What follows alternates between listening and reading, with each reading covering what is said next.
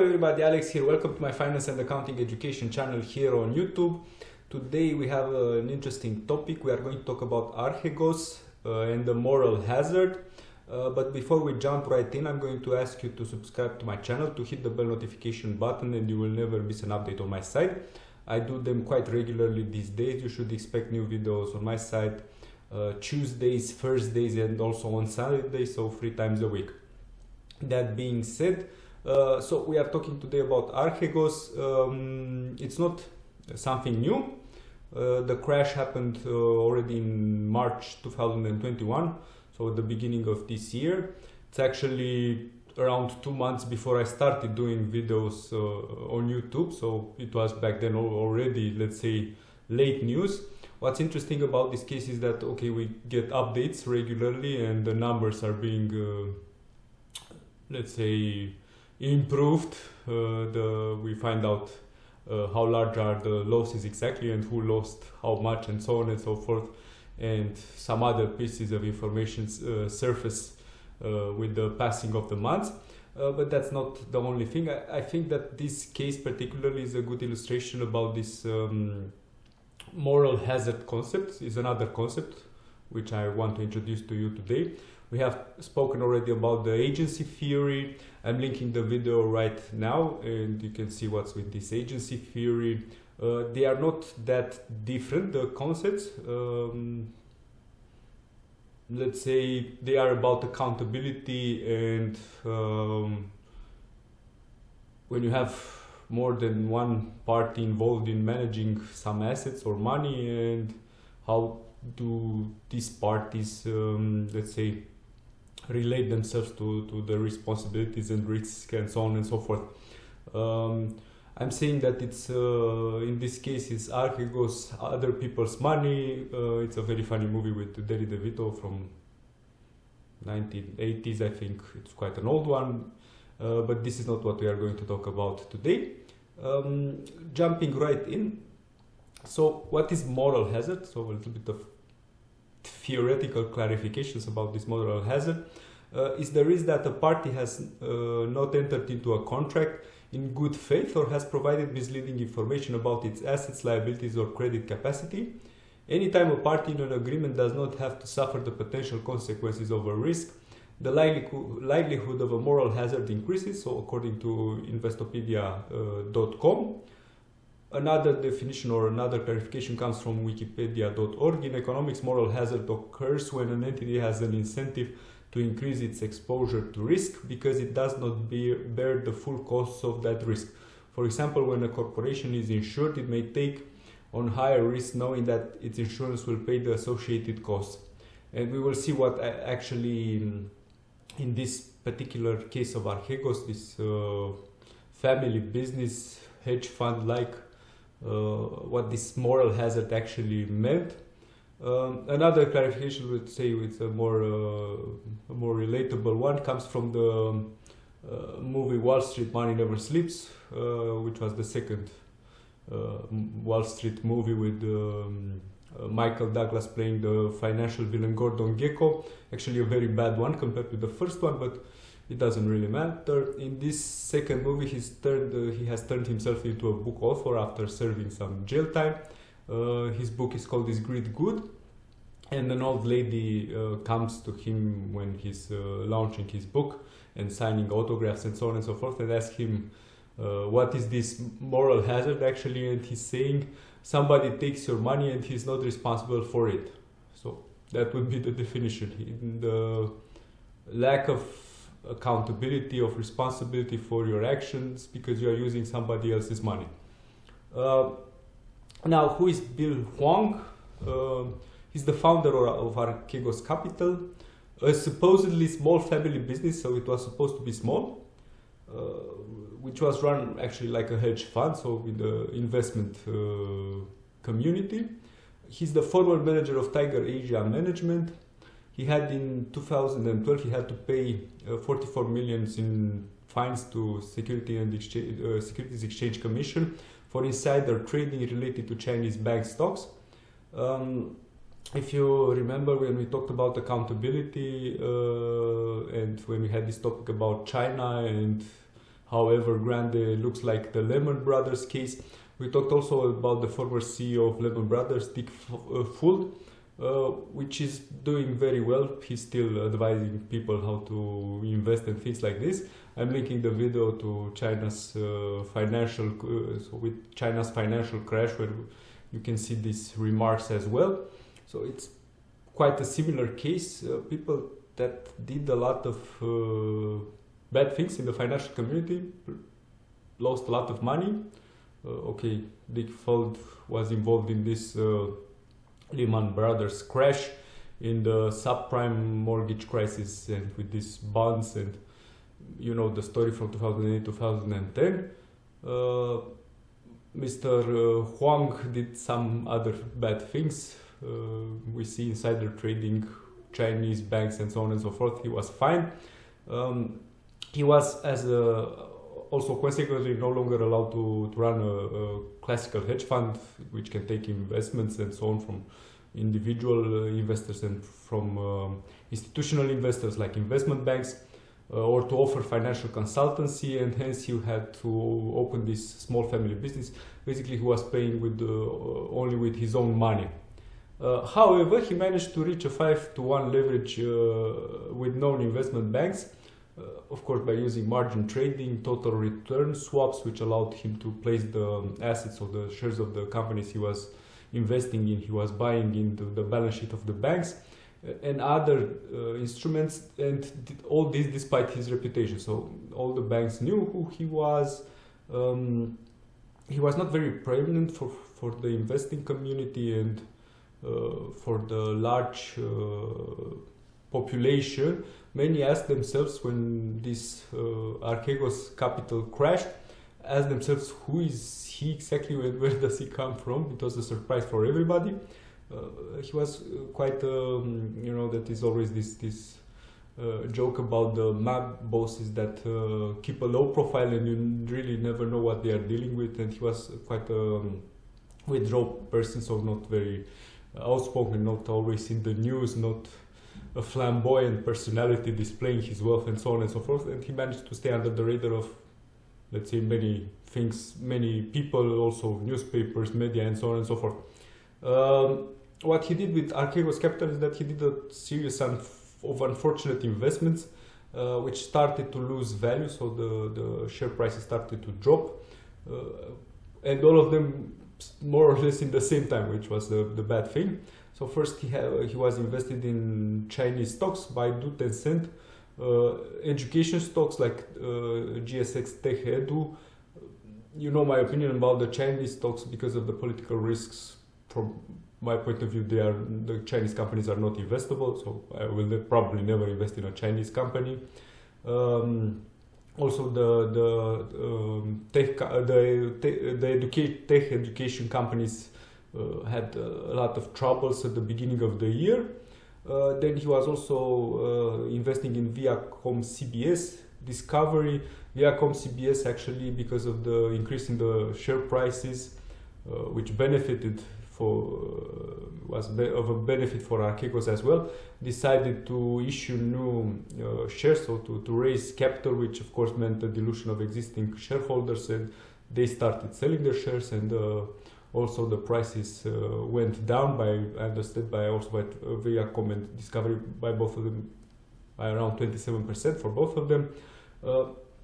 And the problem is that while he was having this 5-to-1 leverage, in the moment that the value of the assets are starting to drop, the banks are getting, let's say, that they get itchy fingers, and they see that, let's say, their collateral for the credit that they gave you is dropping in value, and they will potentially start selling your assets in order to recover their money.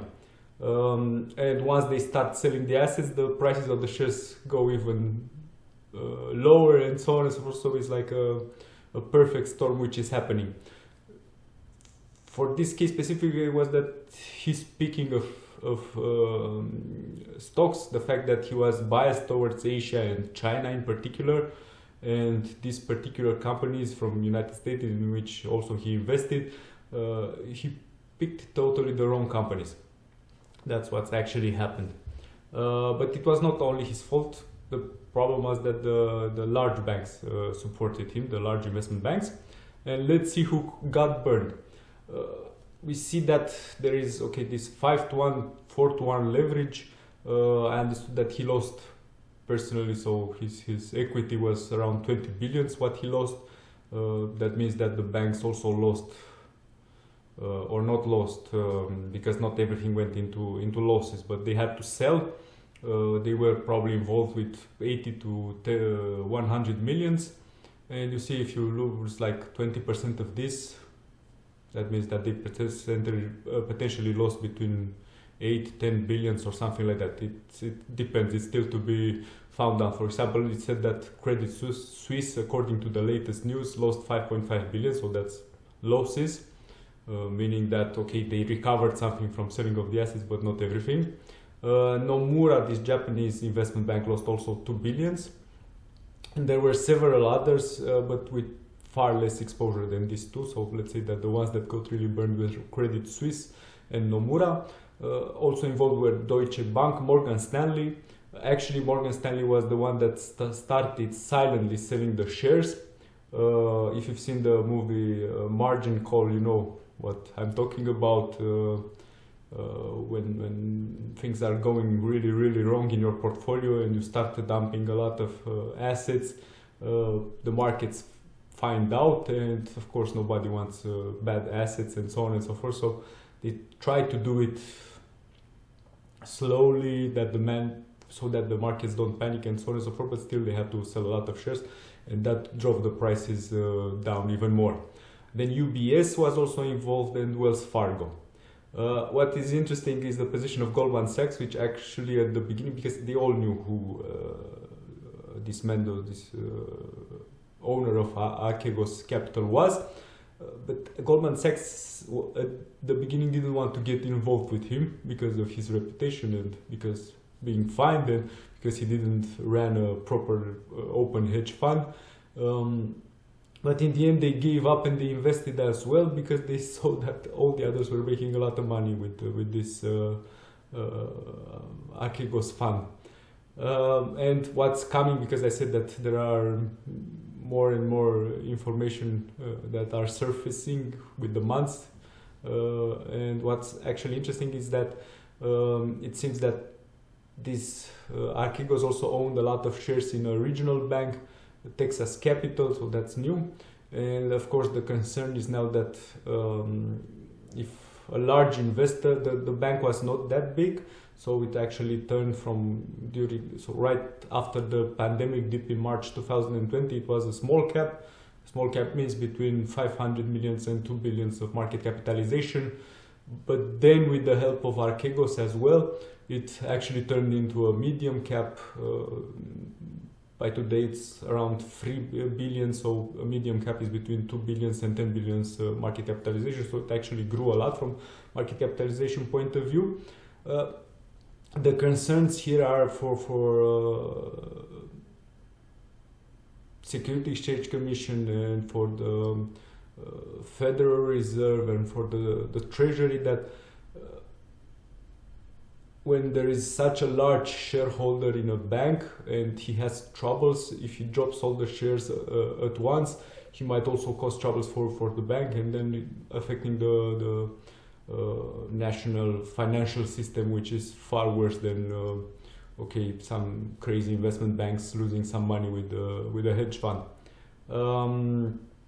What's to be learned from this? So first, there are measures that were already taken. So Credit Suisse, which we saw that was the most affected, they announced that they are reducing their exposure by one third to hedge funds after they were forced after this stunt to also raise 2 billion in capital, so to cover for the losses.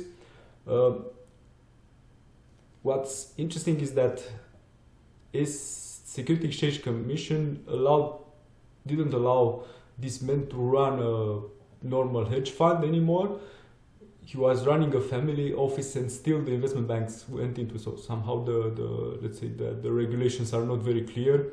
So he was not allowed to do a classical hedge fund in order to prevent him doing any further damage in the future, but somehow the investment banks went still to him. So that's a problem, and I think that the investment banks need better regulation, so either external regulation, but they also need to improve their internal risk policies. And I think that the Securities and Exchange Commission should be more harsh with individuals producing so much damage, just as I have said, allowing them to still work on financial markets, in the financial services, in banks, and anything that has to do with money. I think it's a risk that, especially for the ones that are doing such deeds knowingly, and I think that the penalties should be more strict than what they have been doing so far, because even after the 2008-2010 crisis, there were not many consequences for people that were involved and supervised all this, let's say, greed-driven events that affected the entire world. So this would be, from my point of view, the lessons to be learned. Thank you for watching me today. This was a short one. I hope you enjoyed it. I recommend you to also watch the video about the agency theory. Just as I have said, they are related. If there will be something new about this case, probably not, unless the losses numbers for Credit Suisse and Nomura increase, or we find something even more interesting. I probably won't come back with an update, but you see, somebody who's flying under the radar somehow manages to convince a lot of investment banks to invest in his, let's say, gambling, and if the things are badly aligned with his investments, then everybody stands at a loss. Please do not forget to like this video if you liked it, to comment if you have something to add about it, to the discussion, to share it with somebody that might be interested about the topic. So Archegos, the specific case, or this moral hazard concept. Remember, moral hazard, we are talking about moral hazard also in 2008-2010 with banks bailouts, and when you start saying that the bank is too big to fail, that means that the management of the bank has absolutely no responsibility, because they always know that the state will save them. So basically the citizens of a country will save that bank, no matter how bad decisions they are making, and they will suffer absolutely no consequences. So it's going also in this direction. Also very important, do not forget to subscribe to my channel, to hit the bell notification button, and you will never miss an update on my site. I do them quite regularly these days. On Tuesdays, Thursdays and Sundays you should expect new videos on my site. Below this video there are also links. You can create an eToro account and trade there without a commission or a fee.